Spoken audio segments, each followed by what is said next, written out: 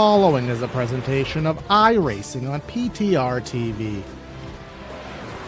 We'd like to thank all of our channel partners for their support.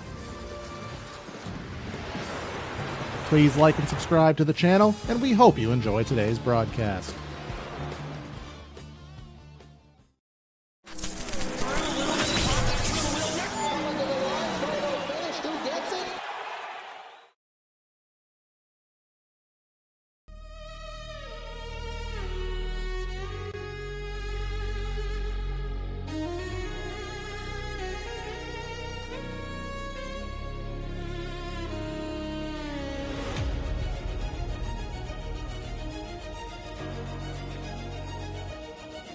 Just one race left to decide who has a chance at the Florida Estate Builders Area Pro Series. From 11 races prior, encompassing intermediates, short tracks, and road courses, we head to the 33-degree banks at the Anniston Air Force Base in Talladega to put that sentence period on and figure out who is going to go for that championship. 12 drivers want a chance. About 20 have a realistic shot. Let's solve the dilemma here today and figure out who's gonna make it. 84 laps at Talladega. That's gonna be what is in our way. Welcome everybody to PTR TV for today's coverage of the Florida State Builders Area Pro Series, round number 12. Here at Talladega for 84 laps, and we'll see who's going to get into the chase. Going to be myself, Corey Silva, in the booth, and in the truck, Cody Bird, here to help me out with the calls. Cody, what more stress could a driver possibly have asked for than to absolutely need a solid run and come here to Talladega to have to do it? Yeah, I don't think there's very much more stressful situations here, Corey. Obviously, walking into Talladega, the home, what everybody knows is that it's on top of an ancient burial ground, and there's rumors that it's cursed. So it's going to be interesting to see what these guys do, especially those that are right near that cut line. Absolutely, a lot of different stories to dissect as qualifying goes on. Of course, qualifying here at Talladega is about as useless as, well, insert something that's useless here. Usually I'd have a very witty pun for there, but I don't have one right now. But anywho, let's bring up our point standings as things come into today, and you can see the difference to the cut line. Most everybody, I think 9th on up, is mathematically locked in. Then you have Connor Horn, Travis Beckner, Anthony Pacioli. They are within, if range where if something goes astray, things get a little juicy. But more importantly, let's go over I don't know why that keeps doing that. Let's go over our race to the cut line. Now, you see a lot of big numbers here, Cody, and normally those big numbers don't mean much, but any one of these drivers gets a win, they advance and take one of the wild card spots. Yeah, and being at Talladega, anybody can win on or anybody in the field can win. Obviously, something to monitor too is Zach Kerr, not to confuse him with Zach Carr. Coming in, he has a win. If he's able to stay in the top 20, it can throw the whole shebang out the window, Corey, with how we look for the point standings at the end of the day. All these guys are going to be able to potentially make up points, and all it's going to take is a big wreck for that to happen, and if they avoid it. Yeah, remember, because Zach Kerr does have the win on the season, but he has to stay within the top 20, and right now he is right there on the cusp of it here. But qualifying is coming to a close here in just a matter of minutes. I'm going to re-show you the points graphic because for some reason, even though I saved it, it didn't overwrite properly. Here is where we stand coming into today, but it's not that much different than what I had showed you a minute or two ago. Pacioli up 15, Travis Beckner up 29, Jeff Wright up 30. Connor Horn, I believe, is all but mathematically locked in. Everybody else will be fighting for something different, Cody. As the top of the board here, look how tight it is first to fourth. There could be quite easily a regular season championship shift, and that will give you bonus points heading into the chase. Yeah, right now between the top four, it's a total of 18 points, Corey, and that can be made up very quickly. And of course, you want to be the regular season champion and go into the chase. I almost said playoffs. the chase is definitely the superior format, Corey. But yes, not the playoffs, but the chase. You want to go in leading that championship going in. It gives you that extra 10 points, which you will need, as we do only have 5 races. It is obviously a consolidated season, so a consolidated chase. That does consist of 5 racetracks. Of course, we'll be starting out at the Chicagoland Speedway. Of course, iRacing gave it a fresh coat of paint with a quality update graphically, but it is the same old racetrack that these drivers have raced on for years and years. We head to Bristol. Anything can happen at Thunder Valley. Then we head to Charlotte. Richmond's another short track that kind of races more like a short intermediate. But then we end up at Auto Club, Cody. Actually, let me take that back. I just made a faux pas, believe it or not. The Cup Series heads to Richmond. We head to North Wilkesboro, Cody, which is still kind of a relatively new animal, especially in this O'Reilly car. Yeah, North Wilkesboro has shown to be aggressive on tires.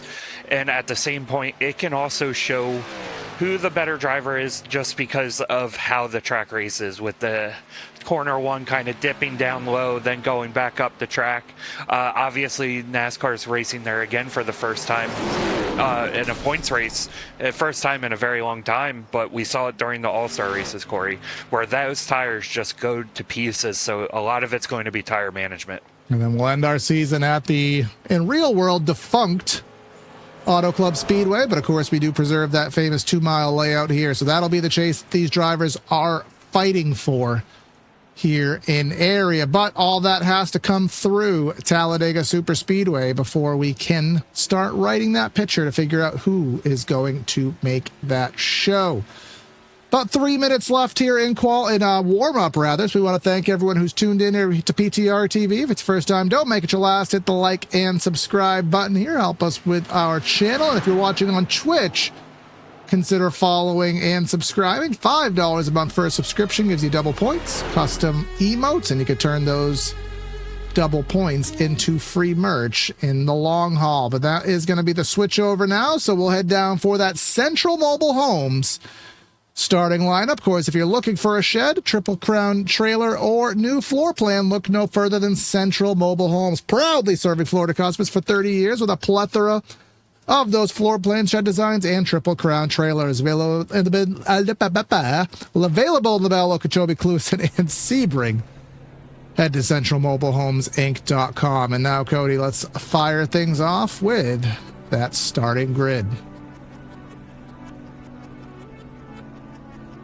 Oh, you want me to start this week, Corey? I apologize for that. That was called a lead-off, Cody. Wow, okay. Yeah, starting first is going to be James Scioli in the 7 car. Starting second is Jeremy E. Miller, who is going to have a drive-through to start this race, so putting himself in a hole early. Starting third is going to be Philip Groner, and starting fourth is going to be Peyton Howell, our points leader.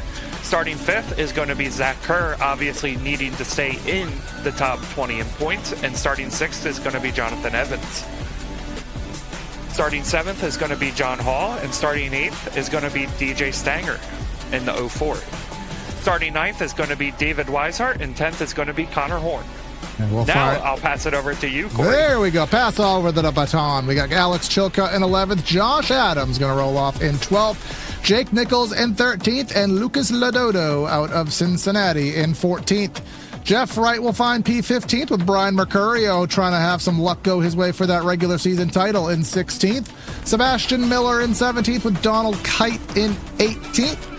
19th is Ryan Swan, and Bryce Senesac is 20th. And we'll let the rest of them scroll through because there is going to be a lot of just changing of positions with all the penalties and such. But again, of all tracks on the schedule, Cody, qualifying, it is as useless as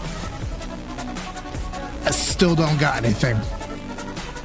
Yeah, unfortunately, Corey, I don't either. I've seen somebody win from dead last on the field, and I've seen somebody lead the field the whole way here.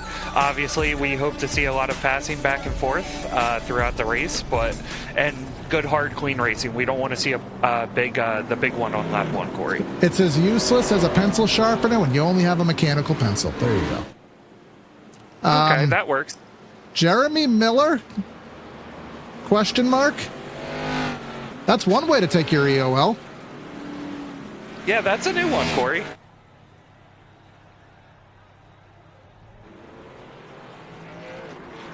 Alrighty then. We will get onto our grid right now. We have 2 end-of-line penalties to report. That will be Durham in the number 31 and Skylar Shackelford, which I don't recall actually being here. Oh, he is. He's already at the back of the field, so means nothing. And then 2 drive-throughs, Elwood in the 5, and then Jeremy Miller. And the worst part for Jeremy Miller with the drive-through there, Cody, is that I don't see Alan Elwood here, which means he's not going to have drafting help, and he's going to go a lap down very quickly unless we have a caution. Yeah, normally it takes about 10 to 12 laps for, especially after the start of a race. These cars do take a little bit to get the full momentum going throughout. But yes, without any drafting help, it's going to be a very long time. Personally, Corey, one time when I was by myself on the backstretch here, I started counting the number of stars on the American flag. I do not recommend doing that, or else you will drive yourself insane. At the old Texas graphic package back in the day, they had stars on the wall. There was one day I was bored enough where I actually counted how many stars they had painted on the wall here. So there are things that you do when the intensity is not as high as it normally is, but I'll tell you, don't expect much of that here today, because these drivers are going for their chase lives. Different things on the strategy here, different things on the line, and let's figure out what will happen. 84 laps at Talladega in the start box. Barney has the flag in hand, and let's go racing here. Area Pro Series. Going into turn 1, they look very organized early, Corey. Obviously, as you can see, Brian Macario dropped down a row there at the start. Or, sorry, not Macario. 52 is Peyton Howell. Got it mixed up there.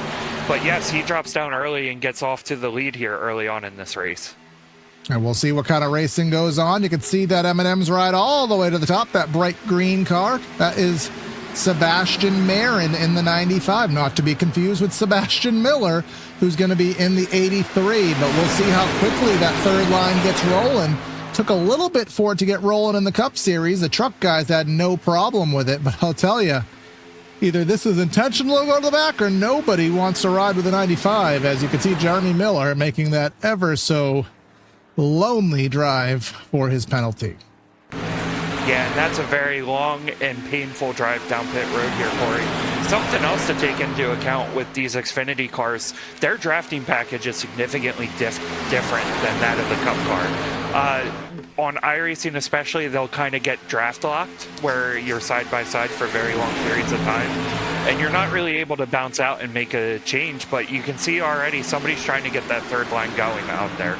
It's Marin and Beckner. And, of course, they did update the draft package here in the Aero model in this O'Reilly car about, I don't know, a build or two ago, which enhanced the side draft and, prioritized running single file over running in the pack. So maybe some questions still to be solved by some of these drivers, but we do have a 4,000 SOF, so I think these drivers are well experienced. But here is DJ Stagner to the top, 3 wide, 52 of Peyton Howell in the middle of the track, waiting for the help from Josh Adams. And now look at the 15. Look at that third lane. Forrest Smith and Sebastian Marin have a head of steam to the back of Connor Horn. Yeah, and that was very interesting to see how the draft kind of fell apart there very quickly once Howell stepped out of line. But yes, you can see already Forrest Smith is right on the back bumper of the 67 of Connor Horn. They're trying to get that third line working, but as of right now, it's not working too well just with how many cars are in the other two lines. Yep, and they are going down the racetrack right now as we will complete lap number 3 as Connor Horn losing a little bit of help there as the 15 went to the bottom, waiting for Marin to get to the top here. But Jonathan Evans leading the charge. Lap number 4 now on the board. And dare I say this, for Talladega standards, like I told you off air, Cody, I always wait here in these restrictor plate, tapered spacer, draft track, whatever you want to call it. We always wait for when are we going to buy time? When is it just kind of fizzle through as we just kill laps? Do you think that's going to happen today, or is the intensity of the race going to push these guys to going at it all 84 laps? So I think a big differential here, Corey, for them is going to be that there's no stages. So you're able to kind of play this race in a certain degree because if there is no cautions, which is a big if, there is going to need to be a green flag pit stop. And that's when you'll kind of see the strategies start to play out and the aggressiveness. As you can see right there, Jonathan Evans with a very aggressive move, just as I was saying that, almost a perfect announcer's curse. But yes, I have a feeling some of these guys will try to take it easy here, especially those right on the cut line. Absolutely. And that 66, he doesn't need to do anything special. He just needs to do average things here today, and he will be into the playoffs, or into the chase, and that will bump out either, I believe it was Beckner or Timmy Pacioli, and I'm going to put eggs in the Timmy Pacioli basket because looking at the lineup, I don't see him here today. So that will kind of invalidate a little bit of our drama, but we are now getting that third lane rolling a little bit more. For you Jeremy Miller fans, he is in Akon mode. He is so lonely with nobody to call his own. And he is 35 seconds behind, running about 3 seconds a lap slower than these leaders in the draft. Yeah, and once these leaders catch them, if they're staying 3 wide, it can get very interesting here. Obviously, the car lap down does not have to switch their lanes. It's highly recommended. But with them being 3 wide, there's nowhere for him to really go right now. So if they can get to him and they keep it this way, it's going to be interesting. But something else you mentioned was about Sebastian Marin being the pusher here. Obviously, he has a lot of talent already up in the Coke Series. That's somebody I would trust to be a drafting partner to get to the very end and to have him behind you. And with his schedule, he hasn't been able to run this series full time, so he's not going for the chase. He's going for fun, and he also has the ability to help out any satellite teams or friends he has that may need that win, whether he's willing to take that L to help somebody else get the W. Well, that's just up to his own prerogative, but we know that he has that opportunity. Somebody has lost the draft by a little bit here, and that's not Jeremy Miller I'm talking about as we go. No! DJ Stagner into the wall. And somehow that was not worse than it could have been. Yeah, that almost was the announcer's jinx of them taking it easy. As you can see here on the instant replay, it looks like he just kind of jumps out of line, gets hit, and into the wall he went very briefly. That was a great save by him, though. And going back to what you said, somebody already losing the draft, it looks like it is Forrest Smith is the one that's lost the draft slightly here. Yeah, that's what I was getting at. I'm not sure if it was damage or anything to his car. I mean, we just saw him in the middle of the pack. Now, I know sometimes, Cody, aero, getting that air into the radiator, cooling that engine down. Maybe he had to pull down at an inopportune time, and now he has nothing to play with. But either way, those 3 lanes are all exactly on each other now. Josh Adams has acquired the lead, stagnant to the top, and the 52 of Peyton Howell. That paint scheme, it looks really nice. The Wood Brothers-esque car, but it's thrown me off from what I know about him, Peyton Howell. But now Adams going in the middle, trying to play the traffic cop. Yeah, and that's another thing with these cars. You are able to kind of jump out of line and kind of control the race as you kind of see 2016, 2017-esque Dale Jr. at a super speedway, just controlling all the lines in front of him. But I'm kind of surprised already, Corey. They're 3 wide pretty much through the field right now, which is something I would not expect on lap 10, especially for these guys who are trying to get into that chase. If I were them, and this has always been my strategy, Corey, at a super speedway, I would be riding into the back until it was go time, because you can already see Sebastian Marin is up 23 spots very early in this race. And that's something that the old not Mark Martin as much, but a Terry Labonte, Dale Jarrett, Bobby Labonte, that was the strategy they employed back in the late 90s, early 2000s, with that old Dale Earnhardt 2001 era draft package, which was very similar to the racing you're seeing right now. Some drivers just stay at the back. You can see single file. with Sebastian Miller and Casey Lakatos, Ben Pierce and company. They are just kind of hanging back there. If something happens, they have enough space to evade. But the difference between Talladega and Daytona, Cody, 3 wide at Daytona is white knuckle. You have no wiggle room. Talladega, 3 wide really isn't that hard.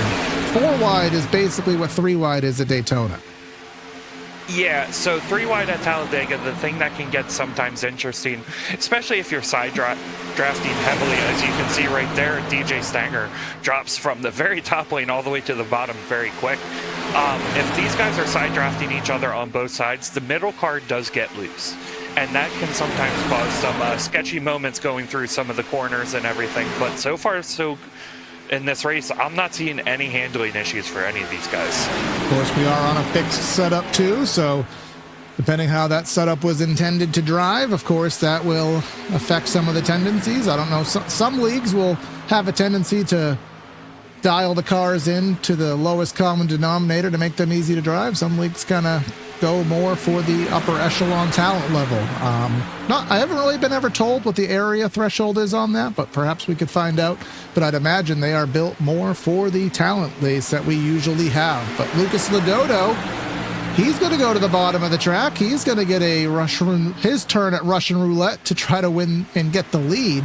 There is a point for leading a lap, Cody, and that could come into play for whoever is in that fight. Yeah, and whenever I think of the chase format, Corey, I always look back to how the 2013 chase was kind of set after Richmond. Obviously, we saw what happened with Michael Waltrip Racing and their, how would you word it, I guess, rigging it to them. That point battle was very close. It was decided by 2 points. So, and I've even seen points battles decided by 1. So that 1 point could come in very clutch here, especially at the end of the regular season for some of these guys who are chasing after that top spot. And you talked about Sebastian Marin being up 23, now 24-ish spots on the day, 26 live. That number will update at the line.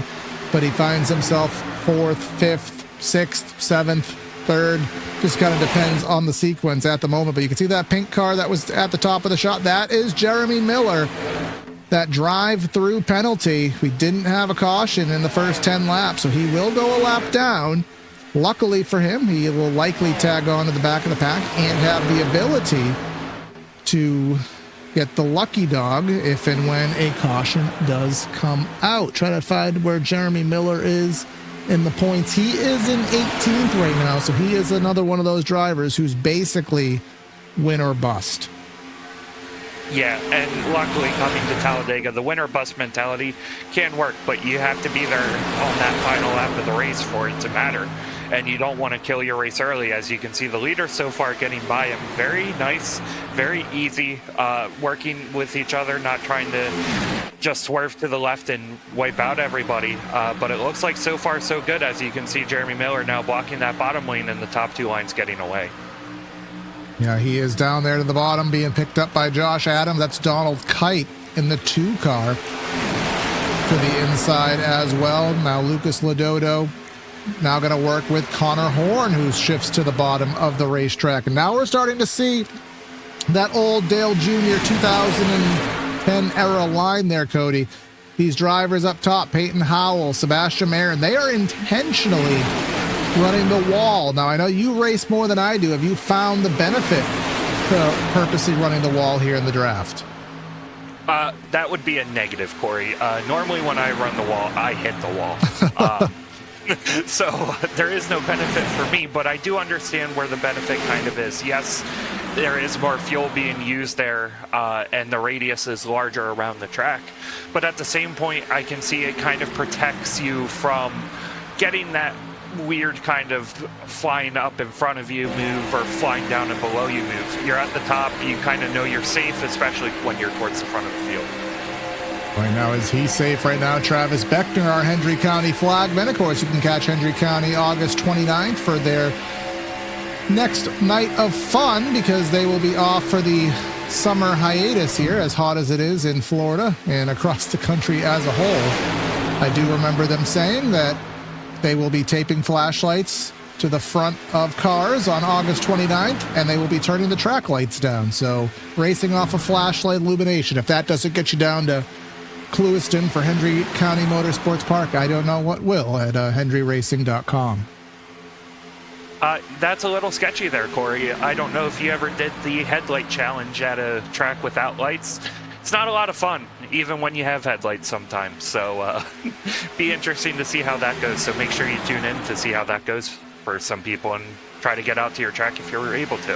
Always support your local racetrack wherever you may have one. But Sebastian Marin got to the lead. Very, very short order because Peyton Howell now going to the top of the track with Mercurio and John Hall. And it looks as though Peyton Howell could drop to the bottom, but he's going to stay up there with Mercurio. Mercurio peeking on the line probably to get some air on the nose. John Hall just behind in the 24, and now we're trying to get that bottom groove going.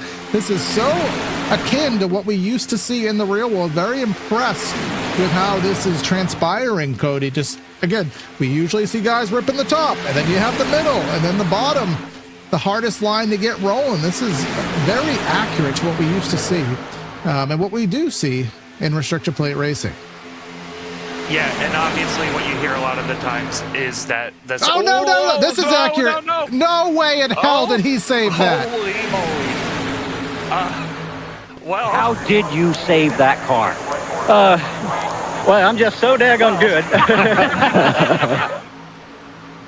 That is the save of, albeit the decade right there, by none other than Sebastian Marin. I don't know how he did it, Corey.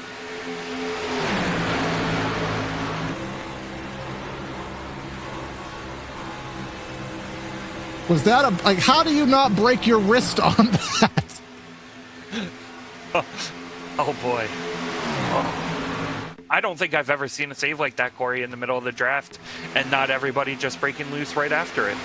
Well, he's been able, somebody, Amazon Basics, overnight prime him some new undergarments of choice, because that is what you call a code brown, but he's going to quickly, you know, and that reminds me of Tony Stewart at Watkins Glen, I think in 2005, but anywho, now he's quickly back on the saddle, going for the lead with the push from Howell and Mercurio.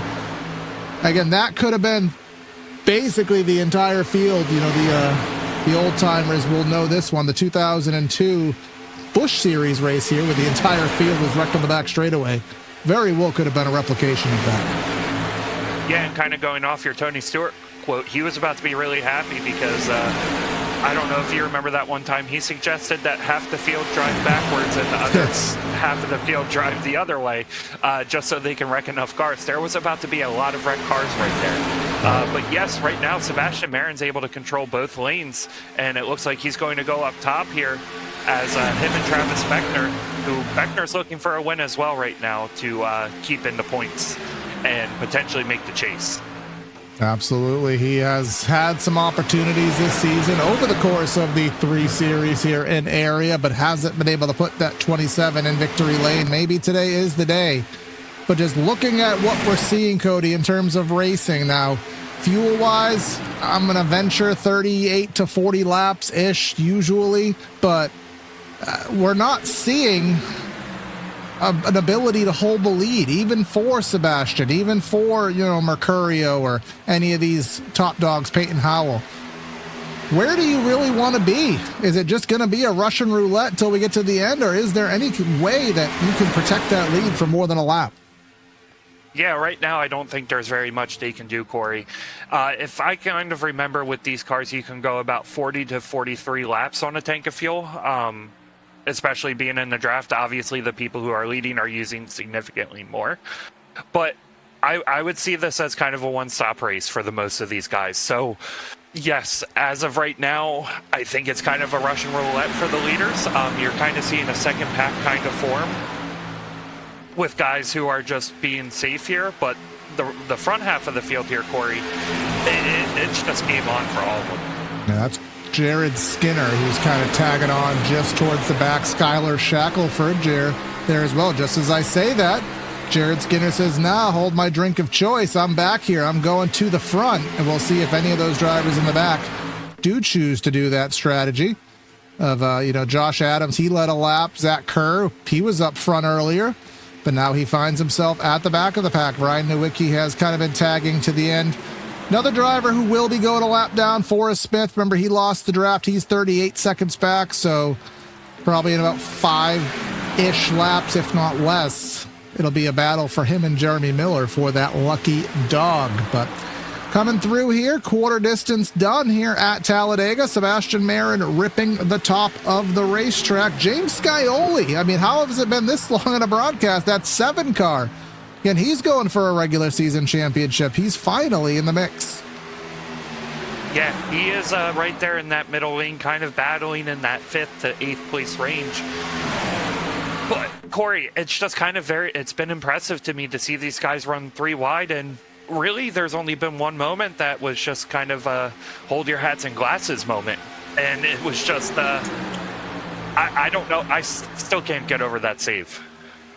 Yeah, absolutely. We saw the steering wheel go at it. I mean, of course, a lot of drivers racing with direct drive here in 2026, which means that that wheel has a lot more force, but also a lot more reaction to it, where you can make those moves and get away with it. So I'm not sure what he's running, but whatever it is, doing a fabulous job. And then I just talked about James Scioli, Jake Nichols in the 73. He's also been running kind of quiet here today. He has that gold car all the way to the top of the track, that aftermarket coffee Camaro.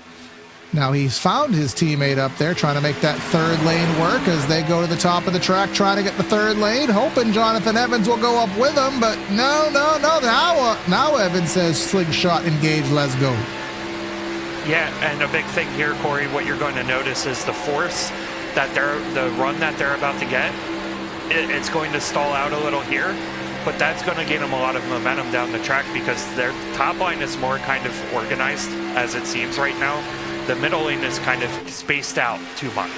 So that top line should be able to get a big run here going into lap 24. And they are doing that 2-car tandem, which you can do in very short distances, about maybe a lap or 2, and then that driver in the behind is going to start to see that water pressure, water temperature gauge start to go off, and then you immediately need to pull out, get some air in that radiator, or you will expire. Philip Groner in the Cup Series race actually did expire an engine right in the middle of the pack, so it is certainly possible that that can happen. But we talked about whether or not a leader can hold the lead. Well, so far, the only one to be able to do so is the 95. Now, that can be attributed there, Cody, to the fact that Mercurio seems consistent and willing to work with him for the moment. If you do have 2 or 3 drivers who don't want to move, it does make it harder for others to get that lane moving. Yeah, and something interesting I just saw there was Sebastian kind of stepped in line, and you saw Mercurio step out behind him too. I don't know if this is a tactical move to kind of save some fuel to get to that lap 42, 43 range. But he's still also leading that top line, and there's really no chance for him to drop in. As you can see now, Philip Groner leading this pack. But to go back to what you were saying, Corey, about blowing your engine with the water, I was in a Daytona race earlier this year, and to show how quick these things do expire if you're pushing, somebody was pushing only for 1 lap on lap 6 of a race, and it wiped out half the fuel. So it can happen very quick, and you don't want to expire an engine only not even a third of the way into this race. Absolutely, because what happens now means nothing. It only matters at lap 84. Or potentially more than that, as we do have 3 green-white checkers in the bank. Well, Sebastian Marin did pull out for the lead by himself. Didn't have enough help. Now he's 3 wide in the middle with Lucas Lodoto to his rears. Philip Groner, John Hall to the inside. Peyton Howell and Brian Mercurio to the outside. We are straight 3 by 3, and you can see the top of the shot. That was Forrest Smith. He is the one who's going to go a lap down in very short order. And that 3 wide is quickly fizzled down to 2. Marin beating back up with the 82, so we now know who is going to be playing nice together today. Yeah, I will say that those 3 cars that are on that outside lane seem to be working well together so far in this race. You don't see, and just as I say that, I was going to say none of them are really stepping out on each other, but then there goes Sebastian Marin stepping out of line to go into that middle lane and then immediately get left there by the 41 of Justin Bolton. Yeah, it's interesting to see the runs these guys are getting, and this is showing a lot of what I kind of see with the Xfinity car nowadays in real life, Corey. O'Reilly. Did I say Xfinity? You're on twice of that, so had to please the sponsors. Yeah. Well, I'm going to get a cease and desist letter here soon, Corey, from Xfinity, so I apologize. Oh, there was Sebastian not blocking to the bottom, blocking to the top, but he caught the push off of Peyton Howell. Had a little bit of a wiggle there through the center of 3 and 4, and another press through the tri-oval here as now we will catch that number 15 of Forrest Smith. Let's see how they're able to blend, because we are 3 wide. We talked about 4 wide being possible here at Talladega, but of course it's not necessarily ideal. Looks as though we're going to catch him on the straightaway, which is the most ideal. He's going to remain high, but they should be able to blend low with relative ease. Yeah, passing a lap car on the straightaways is much easier. As you can kind of see there, that I believe that is the 22 car, or sorry, the 99. Did kind of get held up there, but Forrest did get out of the way for him. But yes, it looks like it's settled down here a little, Corey, as we're now side by side throughout the field with about a 7-car breakaway in the front of it, or 5-car breakaway. Yep, now 2 cars to the outside. Merritt and Mercurio. Donald Kite has found himself up here, as well as Bryce Senesac in the 09. I haven't really talked about him here today, but then you have the 19, Jackson Hartman. So definitely some names up front that we haven't talked about. We just saw the 41, and this just shows the roulette wheel and how fast it spins here, or the Price is Right wheel, whatever your wheel is of choice. Justin Bolton was just leading. Now he's already about 8th or 9th in a matter of about 2 laps. Yeah, it can change on its head very quick, Corey. You can see somebody lead on lap 29 and be dead last on lap 30. It's interesting to see these Busch cars and how they react with the drafting. I was just messing with you there, the no laps cars. I wanted to see if you were going to react there, Corey. But yes, no. I got a joke, Cody. I got to do it before I forget. So you call them no apps cars. So are these track phone cars because they have no apps? I thought they were flip phones. Sorry, had to do that. I mean, a track phone is yeah. Anywho, carry on with your actual race pertinent thought. Yeah, no, these cars are very quick, and as you can see there, somebody did get loose in the middle of the field, but was able to gather it back up. It looked like that it may have been the 04 car again of DJ Stanger, who got a little sideways, as he's still sideways. But yes, and just as quickly as we said that they were 2 wide, and it seemed to be settling down, they're back 3 wide. Went through the tri-oval here at the Talladega Super Speedway, and there's your field right there. Now, if you're in the grandstands, you got to wait 50 seconds to see them back again because, oh no, maybe you don't got to wait 50 seconds. Big wreck here. That Justin Bolton, I believe, it will be enough to bring out a caution flag. Ended up not being too bad there, Corey. It looks like just about 1 or 2 cars got in there. Yeah, we'll see what caused that. It was pretty up front here in the field.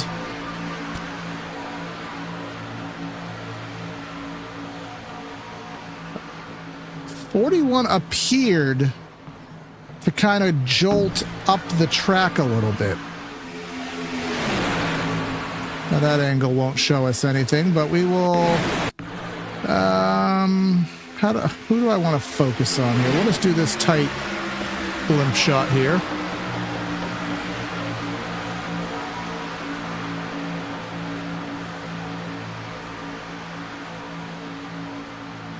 Yeah, it appeared he just kind of had a little sudden jolt to the right. And that's part of the side draft in these cars, Corey. The side draft can pull you close together, and part of that is also the famous iRacing netcode as well. Oh, in that case, I am actually not going to blame iRacing, but it could have been aero, could have just been, there is a lot of undulations. The tri-oval here doesn't get credit for as difficult as it actually is. Of course, you're racing 33 degrees of banking through the corners here at Talladega. But that tri-oval only has 18, and you hear so many drivers in the real world, Cody, talk about how uncomfortable the car is there. just because you don't have the banking to take the load in that you're having to put in. Yeah, and it's a very quick kind of, what was the word you used? Angulation? Did I? Or something. Corey, you know words are not my strong suit here. But yes, with how the banking kind of transitions down to that lower banking, your car just sometimes doesn't like the reaction of it. As you're going to see, it looks like mostly everybody is pitting, as Jeremy Miller is going to get the lucky dog here. But yes, no, the banking kind of switches up and can affect them.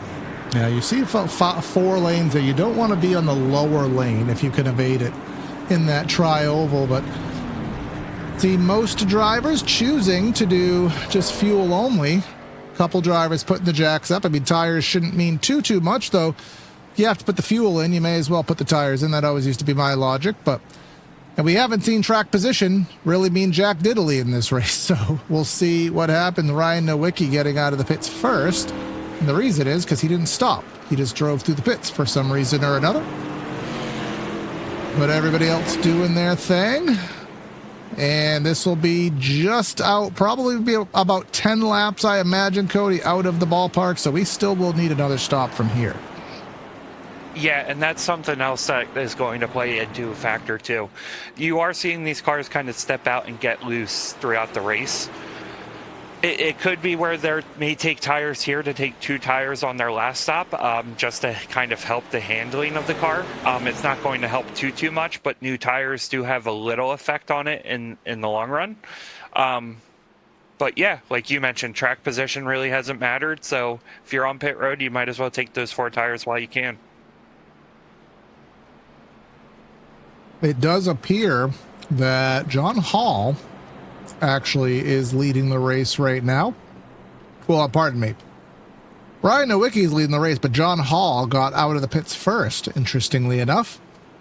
Sebastian Mayer going to the bottom of the track and you'll see this. We talked about it the other day in another broadcast where, in the real world, the fuel cell is the pickup where the fuel actually goes into all the tubes and whatnot. I'm going to pause that thought. Did Sebastian get a penalty of some sort? He is slow rolling here on the bottom.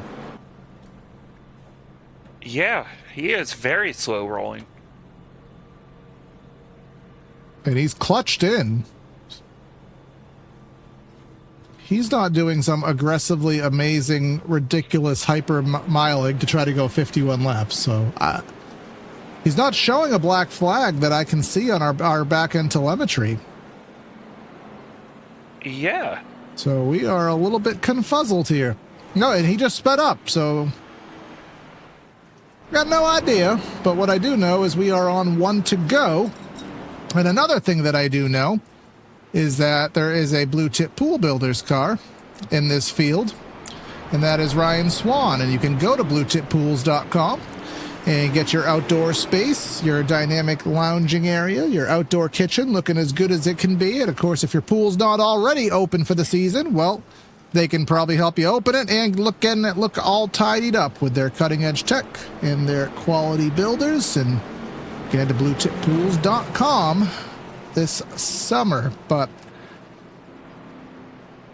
again, Sebastian Marin did pit, I guess, for 4 seconds, so that is quite evidently a top off. But Cody, 50 laps at Talladega. Well, I mean, I guess here it is.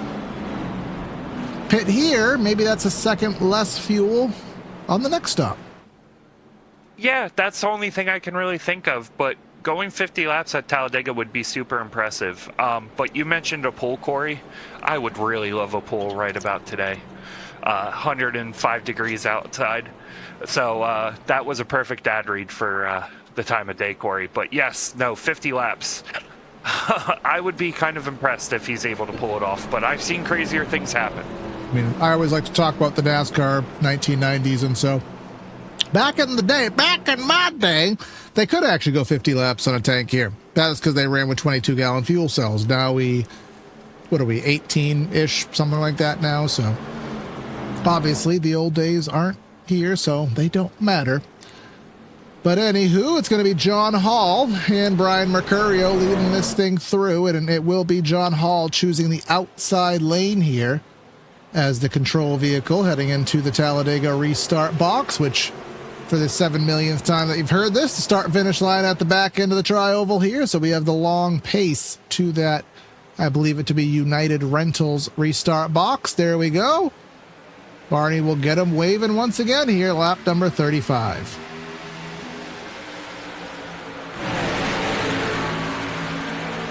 On that run, the top line definitely got a big head start there, as John Hall was able to get out to the early advantage, but Brian Mercurio coming back down on the bottom to try to get around him. And now the push there from Peyton Howell on the 52, obviously being quite beneficial here. Get that inside lane rolling. But as we've seen, really doesn't matter too much who leads right now. That's Alex Chilcutt going up to the outside. No help there. But it doesn't really matter what happens because you're probably going to get shuffled and get shuffled very quickly. So it's not so much a matter of where you are and when you lead. It's a matter of how quickly you can get back through the field and time it to get to the front when it matters.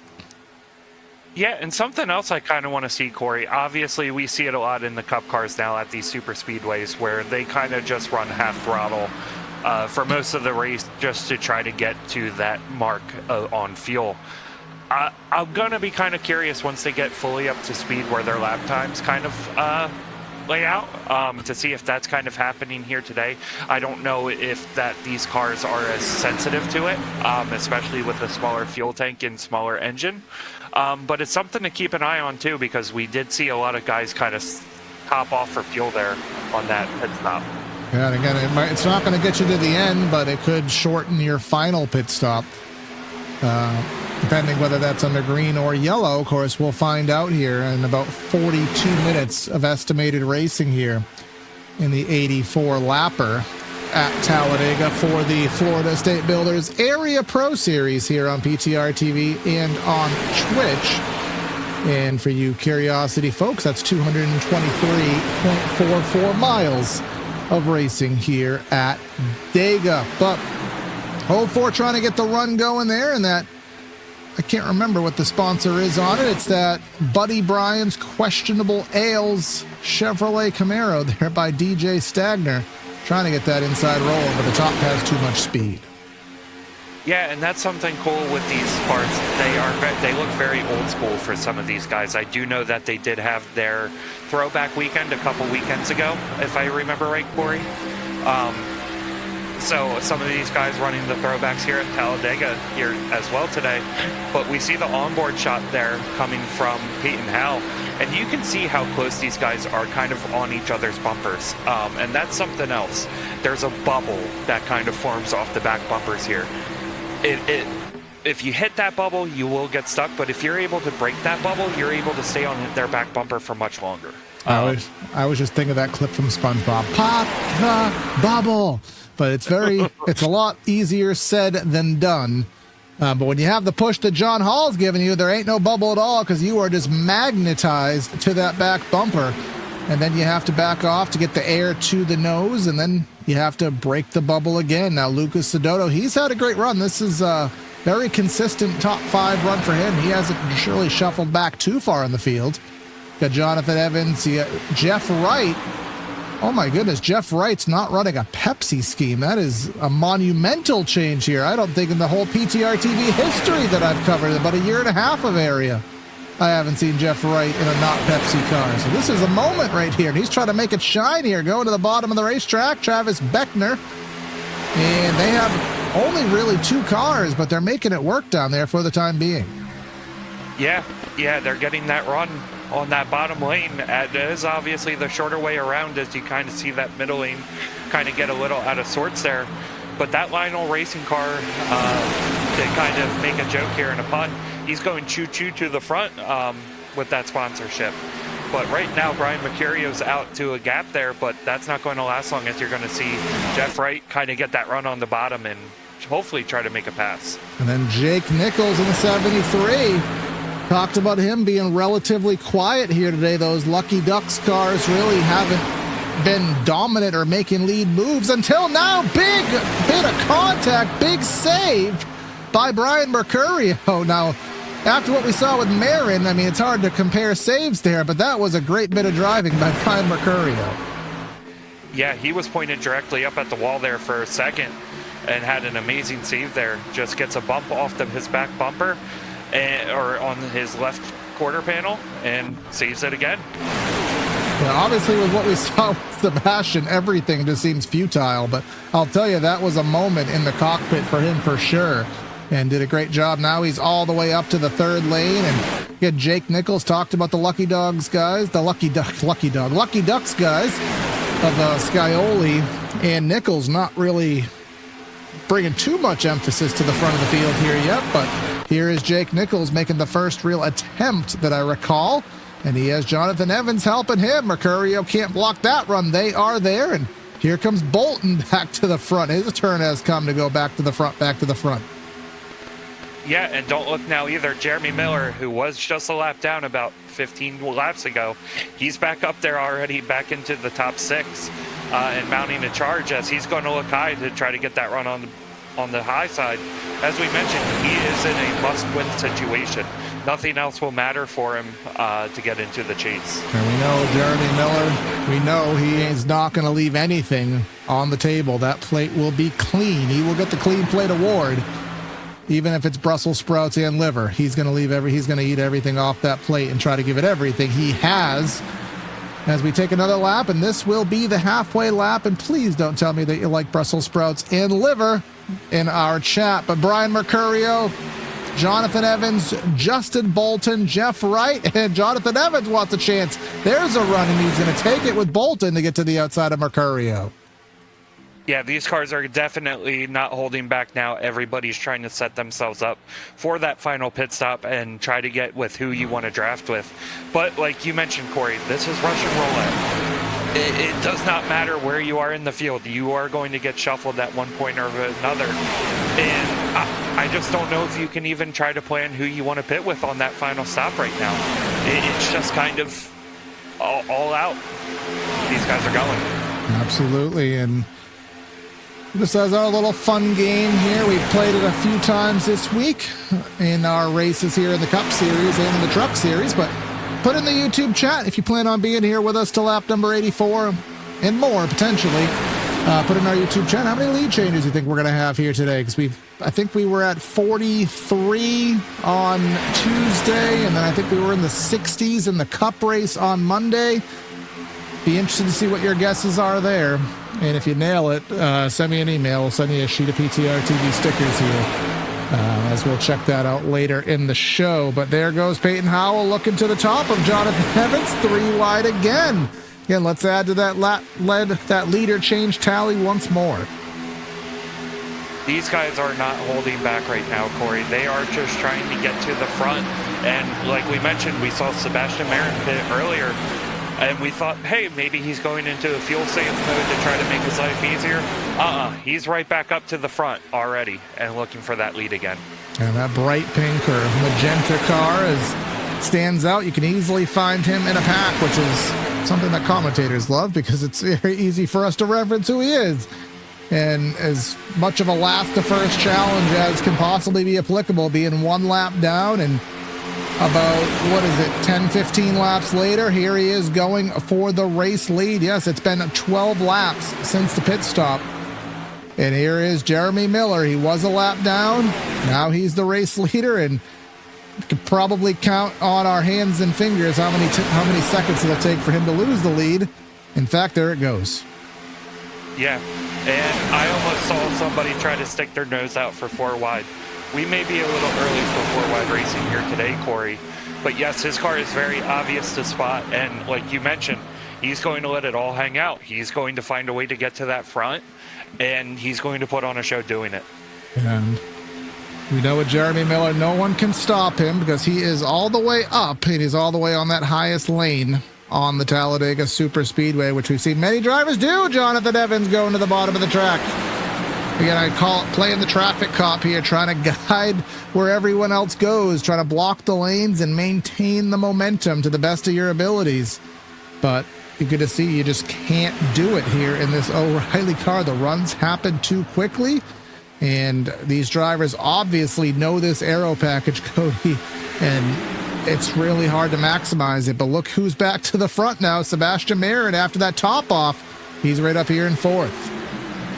Yeah, he went right back to the front, which makes his decision to pit there even a little more confusing. Obviously, being a lead car or even right behind, you are using more fuel as he goes to the middle trying to make that pass back for the lead. So it is going to be curious to see if we are able to interview him later today. What his decision was there, as these cars are sideways. Yeah, that was definitely a push gone bad for Jeremy Miller, but a great bit of driving. So that is now the third amazing save that we've seen. The driver really having to have a quick hand on that wheel to keep that car where it needs to be. So, I mean, we haven't really talked about it because I don't really know how applicable it is, Cody, because I don't really drive as much, but I do know in the real world, and I do know even in iRacing, the bumpers on certain cars, certain manufacturers don't line up. So maybe you can push one manufacturer with a nice solid push, but you can't push that alternate manufacturer as well, because sometimes the bumpers will hook. Yeah, so I will say, Corey, that I don't believe it's as strong as it is in the real world with how the bumpers don't align. But it does happen on occasions where sometimes you will feel it, just your car kind of slide off the bumper of somebody else. I know in one of the series that I run in that when we are at super speedway races, I'm in a Chevy and my teammates are in Fords. If I ever am able to push them, I can push them just fine. So I don't think it's too much of an issue here today.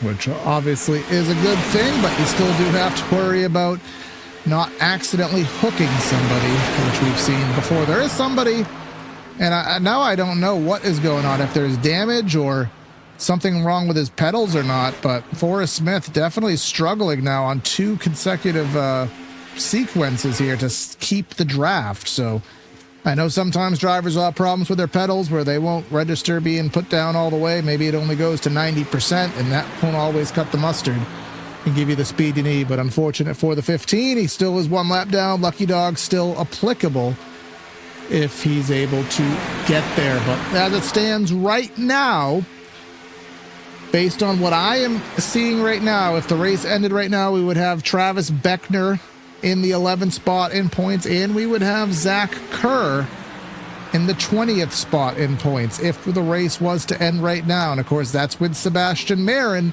leading this race, where he's not necessarily going for points. Now, Justin Bolton, I also don't think he's not going for points. But then you go back to who else? I guess Michael Tucker. I'm really trying to figure out who would be the first wild card driver in the field right now, because right now wouldn't be too much changing in the point standings. Yeah, as of right now, Corey, everything's kind of aligning as we kind of saw going into this race. Obviously, being the 12th place car, you mentioned that Timmy Pacioli is not here today. So he would have needed a win to get in as well, especially with Zach Kerr being in that 5th position and not looking in danger of falling out of the top 20 in points. Absolutely. So obviously attendance does things and is what it is, but for reasons or another, it is a holiday week. Some drivers may already be out on their 4th of July holiday plans, of course, if you're watching this live, but we're lap 50 into this thing. We are going to do a temporarily loud engines before the pit stops do come to play. So stay tuned and enjoy the loudness of cars here at Talladega.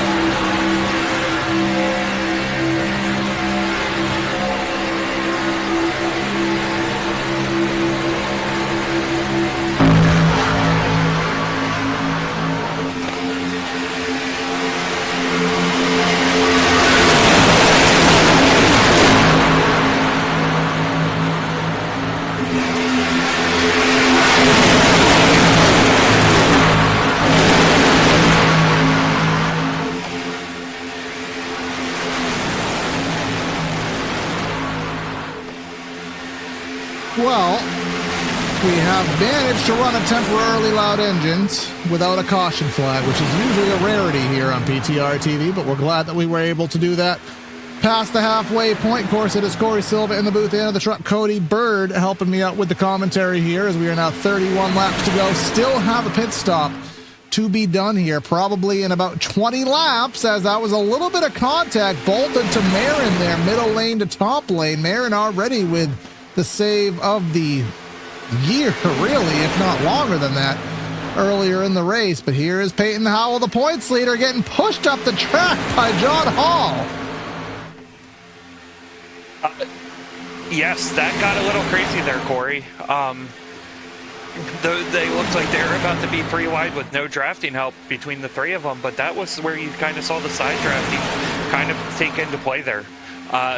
Sebastian Marin was able to pull them apart and just disrupt the air ever so slightly, as you're going to see him drop down low again to kind of work with the side drafting. Yep, and then it's just going to keep getting more intense and more intense as each lap goes by as we get closer to the end. But Cody, the one thing, and I know you kind of told me off air, you may be expecting that pit stop, if no cautions come out, maybe in 15 laps. We know that there is a chance that, depending how the green flag stops go, we may lose the pack. We may have 2 or 3 mini packs, and if that happens, it could change the race. But at the same time, with a race with a pack of this much skill, we may still have a huge pack if we're done with it. But that's, of course, if we get that green flag stop. Yeah, and that's one thing too, Corey. Everybody to stay in a pack needs to have a perfect pit stop. They all are probably discussing within their teams how much fuel do you need, what exactly, who's going to lead the pack out. There's a lot of planning with these green flag stops here at a super speedway, just so that way you don't get separated too much. You want at least 3 to 4 cars in a draft with you. Obviously, the more the merrier. But at the same point, when pitting in those large groups, there sometimes could be chaos too. Yeah, definitely. There has to be that coordination, or as DW alluded to on Fox, that co-opetition, where you have to work with your competition to ultimately achieve the end goal that everybody desires. And that is being able to race at the end of the pack and race at the end of the race. You don't want to get wrecked out by drivers not working together on pit stops. But right now, everything does look good here. And if you want to look good, you can head to shop.areairacing.com for high-quality merch at low prices. Shop from their brand new selection of shirts, t-shirts, hats, and other accessories. Easy to shop, better to ship, better to wear, something like that. Shop.areairacing.com. That's the only ad read I can't get right, as Peyton Howell into the wall off the bumper of Sebastian Marin. Yeah, and you mentioned DW there. These cars, when one time somebody said these cars are driving bad, and he's like, no, these things are driving great. In that case, it was not driving great, as you saw Peyton Howell get into the wall. That's those bumpers, and 99% of the time we're going off of they're just basically locked the entire lap. And there are just certain moments, especially as, right here, a little wiggle.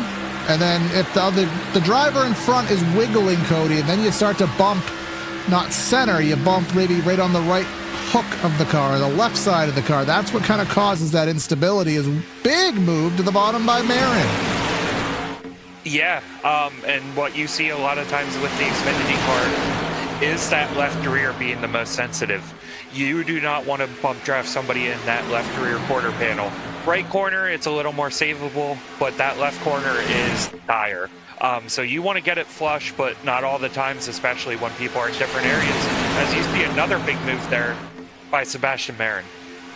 He is definitely trying to control the race here to the best of his abilities. Talked about earlier that we really just don't see the ability for these drivers to be able to sustain the lead for any, large amount of time, maybe a lap or two at most before somebody else has their turn up there. And we're seeing those big aggressive blocks to try to make it happen. There is a big wiggle on the inside lane. Who is that driver? It is Josh Parrish. I don't think we've talked about him, the 71 car. He has made his moment in the sun, as well as David Weishart here. Maybe trying to come to the front here towards the end when we're clicking towards those final laps. Yeah, and something else I'm seeing throughout the pack, Corey, is kind of how you're seeing the bottom lane and top lane kind of move at the same time to try to adjust the lane they're in. Think of it as you're merging. Oh, I think we're safe here, Corey. But think of it like you're merging onto a highway. You're checking your mirror and everything, and then all of a sudden the car that's in that fast lane jumps into the middle lane at the same time you're trying to. Sometimes it does not end well, but these guys are able to do it at 180, 190 miles an hour. Yeah, but we're just seeing the confidence to be able to change lanes. Of course, some of these drivers will have active, real spotters, giving them the calls here. And a lot of the drivers are using the mirror and the iRacing automated spotter, which some will argue on the level of accuracy, but, even a real human, you can argue on the level of accuracy at moments. So, but we're seeing these moves being made with high levels of confidence, and thus far, only, I believe, one caution. I think I've already failed to remember who it was, but we only had one caution for a little bit of a spin earlier, and outside of that, we have been clean and green here, which is the normal here. The Thursday series has been by far the cleanest. Wow.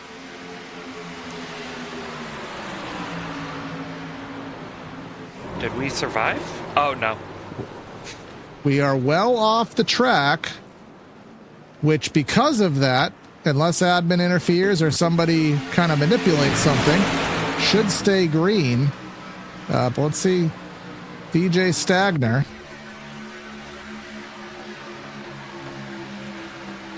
Oh, he kind of cleared in front of the 54, and then the 54 got a bump by the 30, and that just kind of pushed them all together there. But again, just the way that iRacing works, if you wreck off the racing surface, iRacing lets it go. So below the apron, if that's where the wreck is and nothing really happens on the racetrack, for all intents and purposes, Barney says it didn't happen. So because of that, we spread out a little bit here. That will hurt Jeremy Miller significantly because now he's all the way back in no man's land, but we do stay green. Yeah, and right before that caution kind of happened, Corey, I was just about to mention what I saw with the leaders.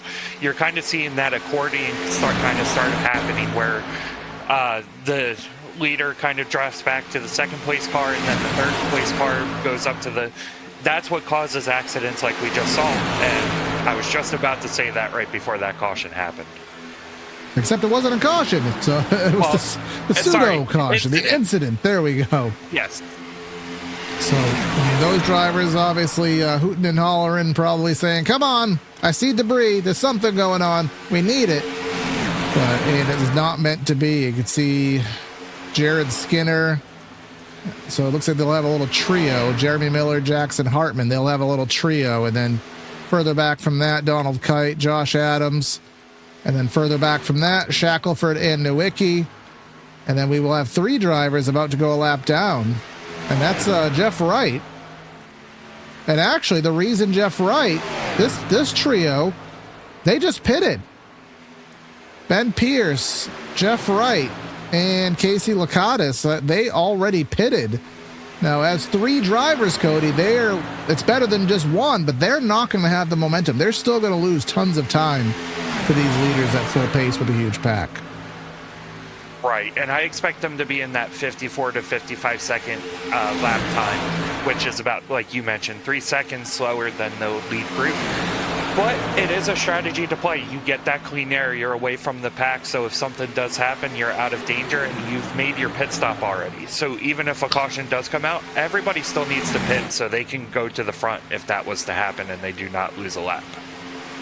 Absolutely, and Zach Carr, not to be confused with Zach Kerr, who I've mixed that up many a time here over the season. He is the next to go down one lap, running by his lonesome. So now that the pack is a little bit smaller, pardon me, should have a little bit easier of a time getting by. There is him, and there is the pack coming on to the back straightaway. And they should catch him on the straightaway, and they're only 2 wide, so this should be relatively simple.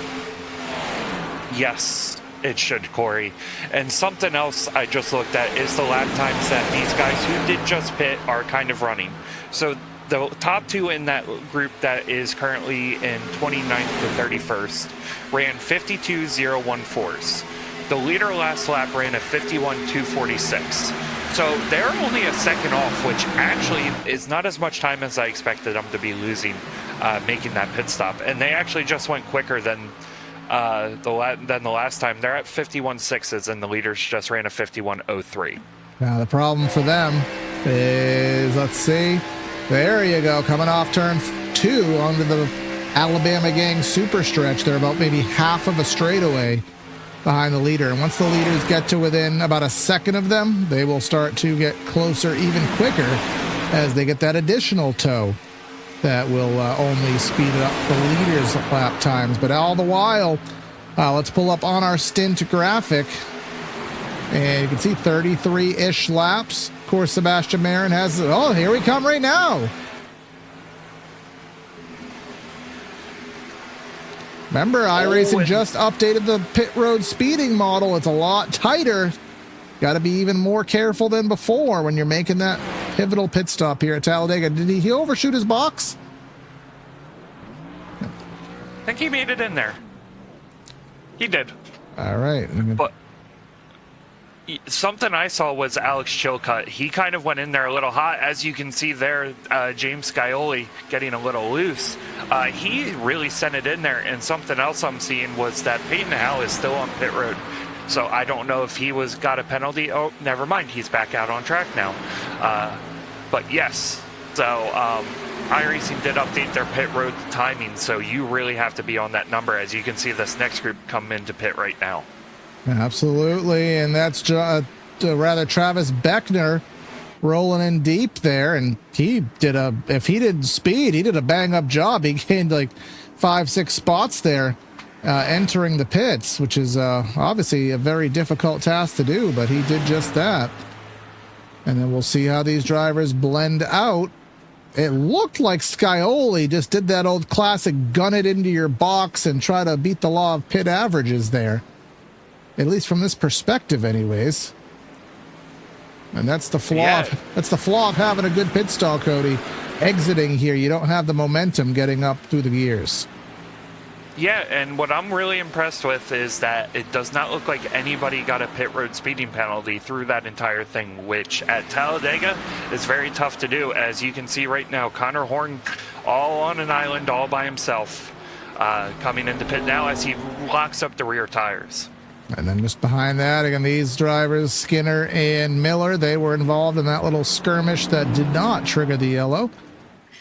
And let's go back and try to find the drivers who did pit. Actually, Josh Adams has not. It's going to be, and this is what we talked about, we're going to have different little packs depending on what exactly they did in the pits and how well they executed. And I will say, it looks like for the most part, I think we're in a train, but it looks as though most drivers are going to come out together. I don't think we're going to have too much separation amongst this pit cycle. No, not at all, Corey. It is a little more spread out. You can see kind of a couple clusters here and there. But if they're able to stay single file as these guys kind of get racing here, they should be able to close that gap up, as you're going to see Connor Horn come out of the pits right in front of the leaders, which, hey, I will say is really impressive as he pitted by himself. Yeah, and there's plenty of cars behind. So now here's his struggle. Is he going to be close enough to catch this draft? Probably, but then just behind, you head back about 0.6 of a second, and, well, it doesn't matter now because Philip Groner, with the help from Weishart and others, they are going to catch up. But the guys who, I guess, if you want to pull the fail card out with 3 drivers, it will be Justin Bolton, Bryce Senesac, John Hall.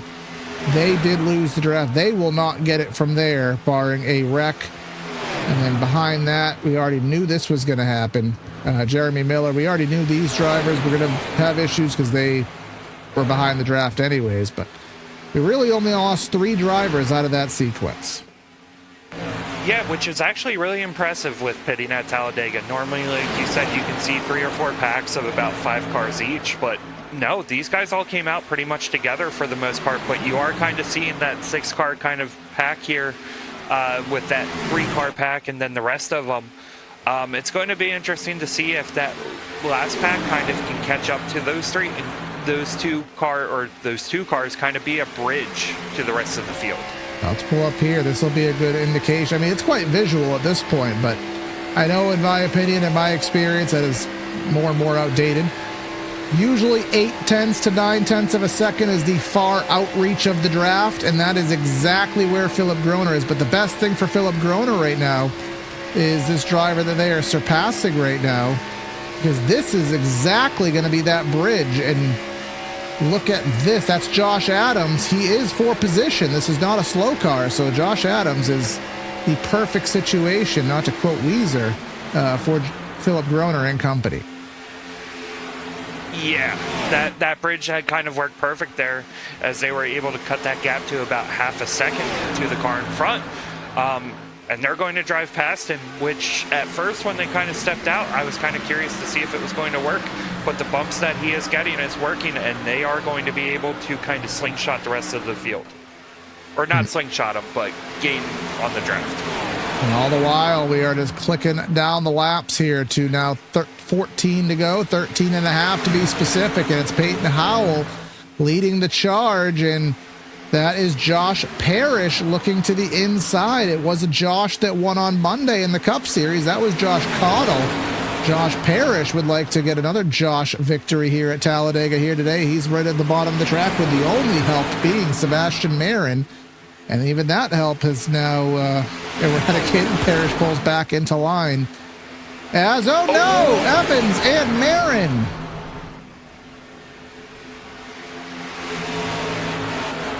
This is going to be close. We stay green. Now, the speed difference might be enough. No, I thought the speed difference might have been enough to trigger a yellow, but that's going to take Marin out of it. And another caution that could have been, should have been, maybe, but won't have come to fruition. 36, bad push, and then Marin just blindsided. Yeah, and that's unfortunate, as he was putting on a show there in the early parts of this race. And then just agricultural work. I mean, Marin did a bang-up job there, but it is enough momentum loss that he will not be able to catch up. He is going to turn that little trio of Bolton, Senesac, and Hall into a quartet. But that will take the 95 out, which I guess that helps and hurts some drivers, Cody, because Marin already having wins on the season, that wouldn't change the chase picture. But now you take him out of it as we have some wall contact, and now we could have one of those situations where there perhaps could be a winner in this draft, like I think a Lucas Lodoto. I think he may qualify. And actually, I think that's really about it. Josh Parrish, I'd have to validate Josh Parrish's numbers. Yeah, and somebody else too. We talked about Travis Beckner kind of being in that safe and points kind of location. Even a win for him, that would be huge to gain some momentum going into the chase. Riding that kind of momentum, obviously Talladega, it's anybody's chance to win, especially on a fixed set. So it would be interesting to see.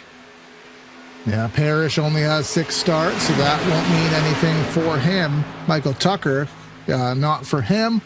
Lucas Lodoto, he has 8, so Lucas Lodoto wouldn't make it. So yeah, there's actually not really much now to talk about playoff-wise, or chase-wise, pardon me. It seems as though Travis Beckner is all but locked in. It seems as though Zach Kerr is going to be all but locked in. So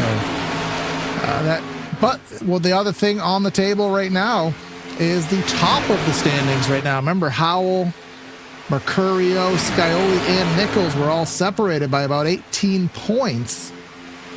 So we'll still have to watch for any massive events that could shake up the top of the points in the seeding for the chase.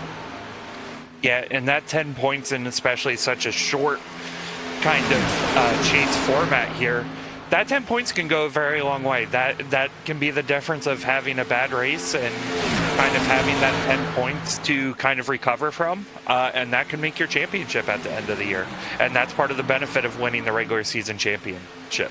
Yeah, Peyton Howell obviously leading that now by 9 points, which, well, he's leading over the driver who he's leading, so you can't pass somebody in points without stages anyways when they're right in this situation. So Mercurio obviously needs him to fall out of the top 10, which would most likely mean an incident of sorts.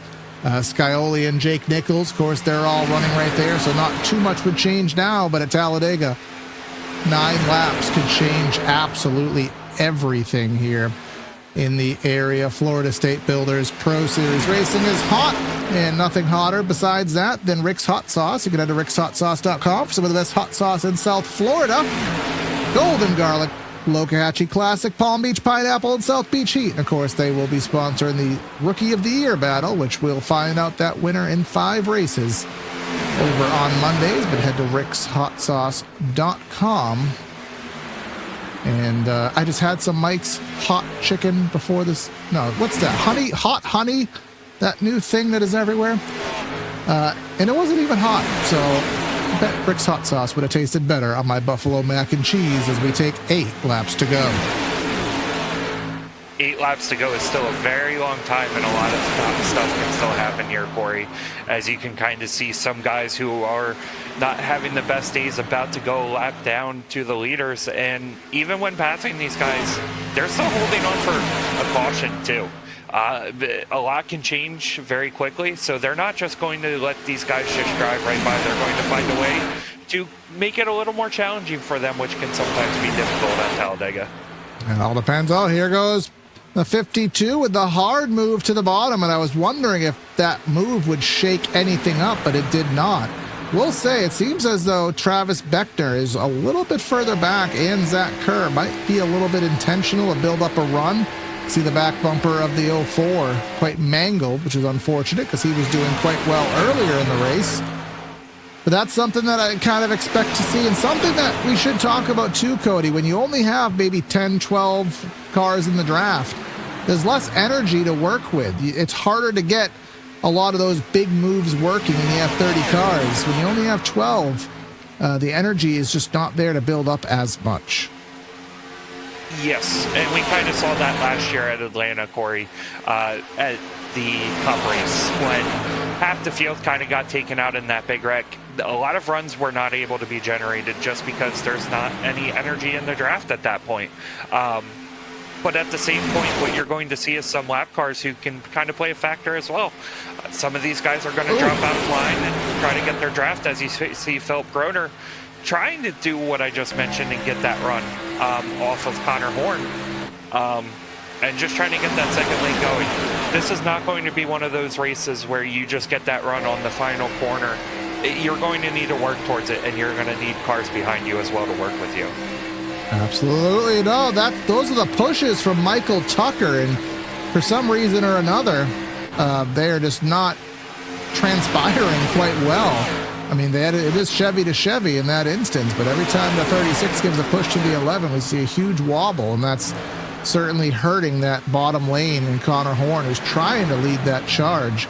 Lucas Lodoto in the 23, he's been up front today, and he's trying to make something happen, but he is struggling to find some help. And I will say, and now this is... They're kind of going David versus Goliath here, quite literally. I didn't think there was a Scooby's chance in heck that they were going to catch up. But let's pull up our telemetry graphic here. I mean, they have 2 bridge cars right here. So Senesac and Hall and Bolton and Sebastian Marin, the time's not on their side, but they're going to get there. Yes, they are, and it's kind of crazy to see, too. These guys are working very well together. They're staying in one organized single-file lane where the leaders are kind of side by side, and that's allowing them to generate some times. Looking real quick at Senesac's last lap time, he ran a 58.3. The leaders that last lap ran a 51.57, so they are gaining almost a second a lap here on the leaders. And they're about to hit that magical suck-up lap range, which they may already actually be in. As a matter of fact, Senesac right here will validate again. 1 second. I mean, and that is who is that right in front? I think that's Josh Adams, who is in front. And oh, come on, Bryce, you got to go up the track, get the draft off the closest car. I don't know why they're not going up to get Adams there and helping out. But they're going to get that suck-up lap probably here, 2 to go. This pack is going to be there, and they're going to be here with a head of steam. All the while, Josh Parrish has managed to take the lead with Scioli and Nichols to his arrears. Yeah, and what kind of happened there to Pete and Hal? He kind of fell out of that gap in that lead pack there, and it's kind of towards the back of it now, which we were just talking about, how quickly things can change on its head. With 3 to go here, though, it's going to be interesting to see what the second group kind of does when it gets there. They have the momentum rolling. Do they hop in line, or do they hop in a lane these guys aren't? And they're there, Corey. They're there because the shuffling around, the merging of lanes. Parrish just walked up the track about 3 floors, walking up with Nichols and Scioli there. But you can tell they are there, and they will have a head of steam. But where will they be able to go with it is the million-dollar question. Said it'd be with 2 to go. Josh Adams is not in the mix here, if I'm not mistaken. But anywho, they are there looking in the middle. And now we're 3 wide. We're 4 wide here, I think, up front for a brief moment. Will we manage to survive? This is pretty sketch. Yes, that is very sketch as you see them looking to go 4 wide yet again, almost 5 wide. They were looking for a brief second. Right now, though, Michael Tucker is in the lead, and there's another lap car in front of him. But this race is not over by a large margin, as we have a little over half a lap to go to make this one official. And as we always say, if we get to the white, we will get to the checkers. And that is the biggest point right now. But up front, Michael Tucker in the 36 just talked about him getting some drivers loose. Well, now he has the race lead. Senesac in the middle along with that pack. Marin to the top groove, but here it is. Tucker to the bottom. Parrish to the middle, and now Jake Nichols looking to the top. Marty has the flag in hand, and we're going to finish this one out, Cody. Yes, 3 wide going under the white flag here. And these guys are just everywhere all over the track. There is not an inch of track that is uncovered as you see Sebastian Marin go to the high line, forcing it 4 wide with Jake Nichols as the bottom 2 are starting to adore each other. And here we go. That's again Tucker with the push from Philip Groner. Parrish, and now here is Marin giving the push to Jake Nichols on the outside with Bolton. A trio, a huge push to Jake Nichols. Nichols nearly loses it, gets control of the car, goes to the bottom. Can Marin go from the grass to the win? Huge carnage. David Weishart on the fence, nearly in over the wall. But coming off the corner, Nichols has the head of steam, 83 around. Nichols has a huge gap. Marin's getting the push. Marin's sideways. Nichols has enough space, and somehow Nichols wins at Talladega. Wow, Corey. I mean, how many times did I talk about Jake Nichols here today? Maybe 2 or 3 times. And I already know what Discord's going to say. They're going to say all that for a Jake Nichols win. And to be honest, I feel them, because it's just a matter of sometimes crazy things happen, but the cream will always rise to the top. And I just want to see what happened here in turn 3. Watch David Weishart. Now, Tony Hawk would have gave that about 29 combo points there for a wall ride, but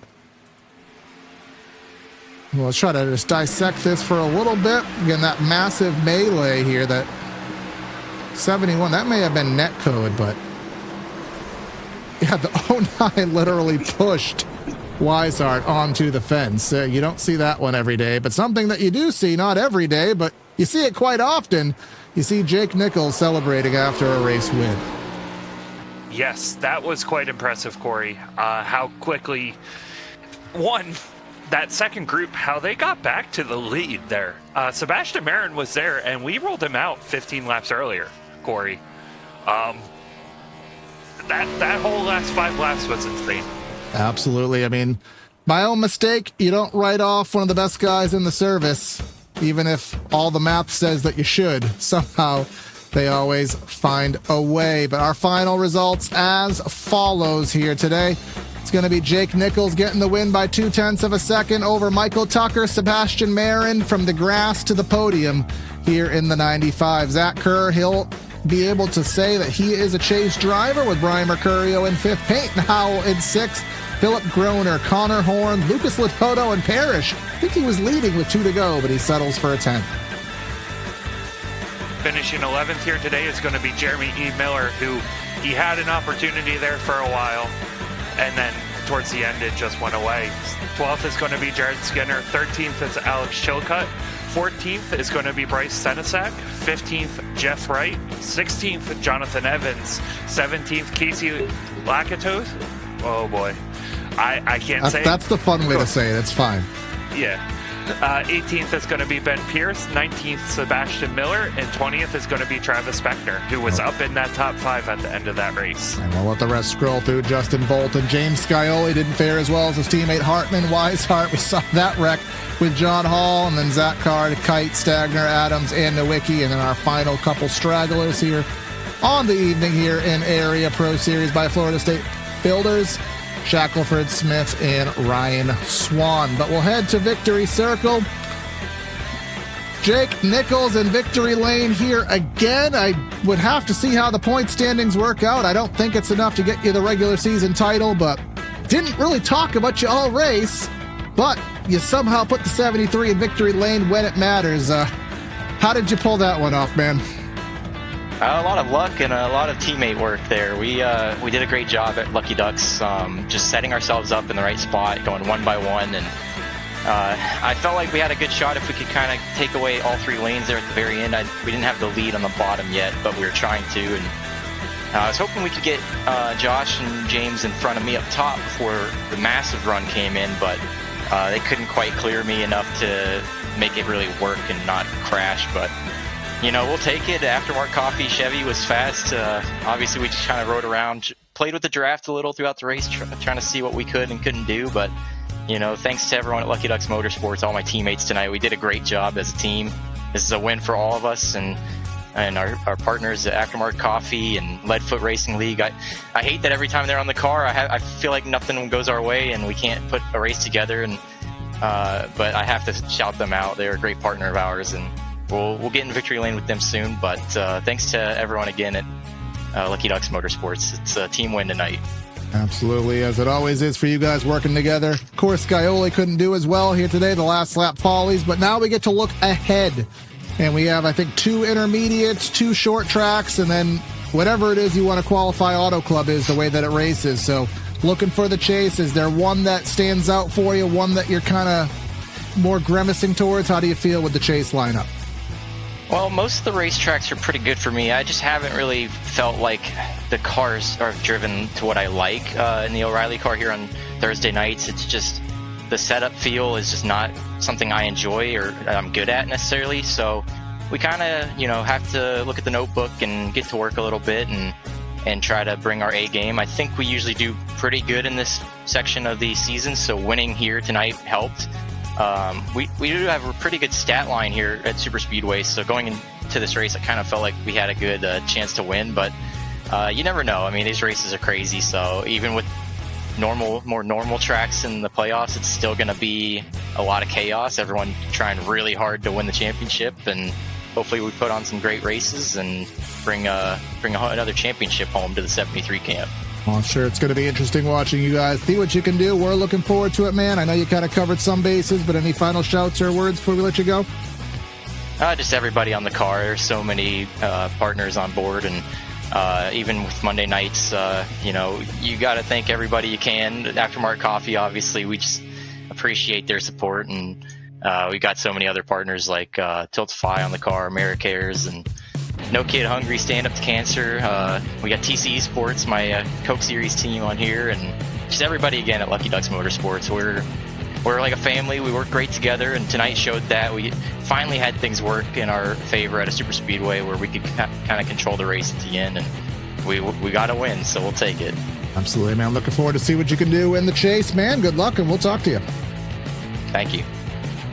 And then second on the board here today, We got Michael Tucker, a second place on the day. Michael, I don't have too much of a stat sheet for you. Your fourth start of the year, and I know you were giving some good pushes on the bottom. I know a couple guys were getting loose there as you were trying to get that lane rolling, and then it rolled for you almost to a win, man. Anything that could have worked differently for you? I just had to get clear of the second line earlier. That's really all. Side drive really killed me. And then third line started rolling, and I couldn't really do anything. It was just I got clear way too late on the white flag. Just nature of the beast. Can't always control the situations here, but overall it seemed like this race was kind of a Russian roulette. It really seemed like most drivers struggled to really hold the lead for any amount of time. You'd go first to 10th, 10th to first. How was your strategy in just trying to run this race to the best of your abilities, and what was the strategy just behind trying to survive all race? I was one of the many people who tried top of 3. I did not get it rolling. The rest did, but it was just follow everyone, honestly.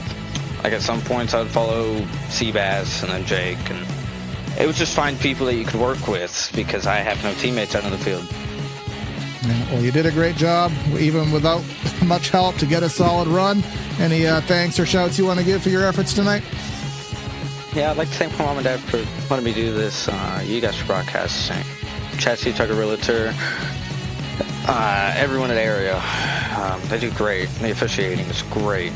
Love everyone here in my 4 starts. And everyone for watching. They absolutely help man. Support us. Yeah, and they support us, they support everybody, and we'll catch you soon, hopefully, Mike. Good job tonight. Thank you. And then wrapping things up on the podium, Sebastian Marin, I got one thing to ask you, and we're going back to, I don't know, lap 10. How did you save that car? Man, I have no idea. I think it was a bit of just a good scenario, right? I could have obviously easily been run over from everyone behind, but everyone did a good job of kind of give me a chance to at least save it. I had it and lost it about 5 times until I finally slowed down my steering movement, and it kind of just corrected itself. I count my lucky stars there for sure. Absolutely. We watched the onboard, and it would have looked like you broke your wrist there, but it worked out, and you weren't done with the animosity. You weren't done with the luck. Obviously, you had that incident through the grass. We wrote you off at having any chance. I didn't think 4 cars could drive to the front, but golly, you guys got there with 2 to go. Did you give yourself any chance after that to be able to catch up, or were you as surprised as we were? I was pretty surprised. I think when it happened, I was dejected, and then I knew it was my teammates, which were I think 2 of them up there, 1 or 2 of them, versus 4 teammates lined up.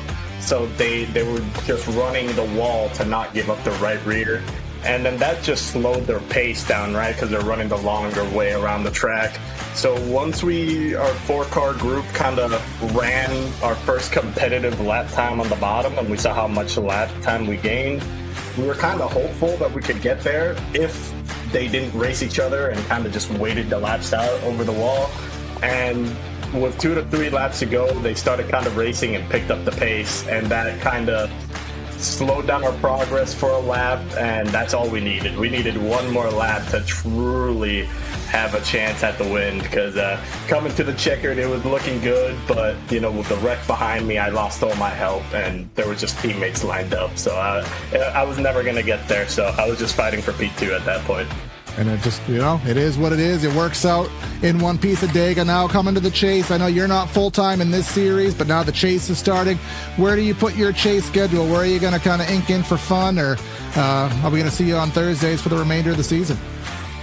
I'd have to go look at the schedule. Now that you mentioned it, I somehow still made 12th in points, even with, I think, half the starts.